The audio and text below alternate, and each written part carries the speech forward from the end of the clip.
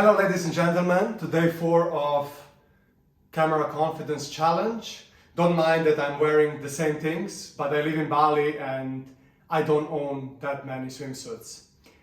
Today I want to talk about an important lesson that I learned this week. And it is about not assuming what people think, but rather asking them. So what do I mean? Let me give you a concrete story here. So at the beginning of the week, I was thinking that I'm a bad friend. Why do I say that?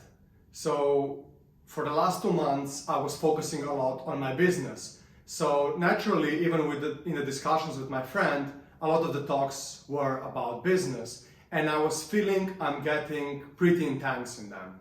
Because I already fucked up some relationships in the past, by being committed to one thing and then neglecting everything else, but also deep down blaming them, or not blaming them, but just not understand why they're not as excited as me. I decided to treat it differently.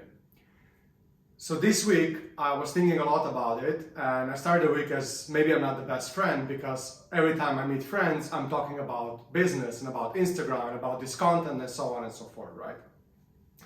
So I was putting myself down a little bit. I didn't want to talk too much, and I guess I was coming across a little bit closed. Fast forward to today, my best friend Jan, a German guy I met in Bali, he texts me if I want to meet him and the dogs at the beach. So I come there, and usually with Jan we have an amazing discussions. He's a really good friend. So we are discussing about all the things, about life, about relationships, about dating, and so on and so forth. Jan is a little bit older, and I really respect and value his opinion. At some point, Jan brings up something that he needs to discuss between ourselves. And what he brings up is that I was acting a little bit weird. And he didn't say it in that way, of course, but he said to me, I really care about our relationship, and I want to understand whether something happened between us, because I have this sense. And immediately the light bulb went in my head, and it's like, oh, I had the same feelings, but the feelings are not coming from you, from him, from Jan, but actually they're coming from me. What do I mean by that? It's not Jan that is responsible for this. It was me not showing my full self and not being fully present. And why did I do that? Because I was afraid that by being too intense and being too excited about my work, my friends will actually stop loving me. So I am a bad friend, and because I'm a bad friend, my friends will not want to hang out with me. And obviously, that's a pure bullshit, right?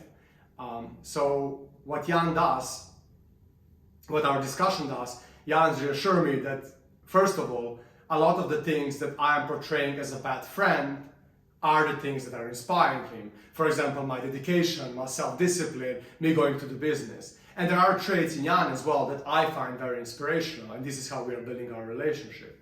And second, what it also teaches me is that by thinking that I'm not going to be a good friend, I actually close myself up. And it was not my behavior that was affecting our relationship, it was actually me not being fully present.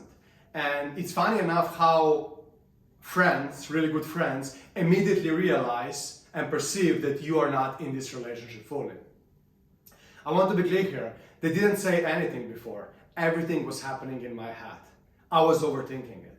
And instead of asking and reaching out to Jan and other friends, but specifically to Jan, I assumed something. And I went into this rabbit hole of negative thoughts, thinking, ooh, I am not behaving as a good friend should, ergo I'm not a good friend. I was projecting things from my past to this that were reinforcing my behavior. And instead of just going to him and asking, hey, do you feel that I'm not a good friend for you right now? I was making all these assumptions in my head, and all these assumptions led to me feeling worse and worse and worse and closing up a little bit.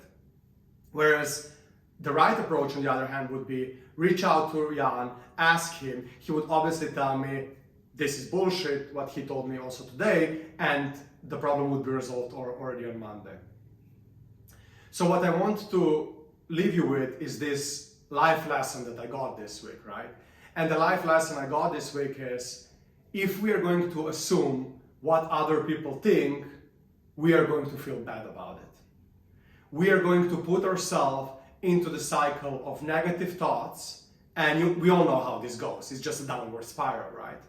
So it's really more about less thinking and more talking. Because I feel that we all have this inner hurt child which tries to protect us in some ways, but also fucks up a lot of our relationship in that sense. And it fucks up the relationship in that sense because it's projecting something that was negatively impacting you in the past when you are a completely different person to now the future where it's not even applicable, but you make it applicable, and due to these projections, your behaviors change. So I'm really happy first that I have friends like Jan and Tuan and others on this island, but also I'm happy with myself that this is now the realization I need to be doing. So going forward in the future, instead of thinking, instead of overthinking, instead of dwelling into all these negative thoughts that are coming up, I will rather slow down, take a pause, first understand internally where are these thoughts coming from, what is fueling them, and try to solve them, but then also just openly speak with my friends, right? I need to reach out to them because I really value these relationships and they really value me. This is what Jan reassured me today as well. So by not showing my full self, which they love, I'm actually behaving very badly to them. So I will never do this again, ladies and gentlemen. And I'm really happy that even after 31, you can still meet your best friends. Love you guys. See you in the next one.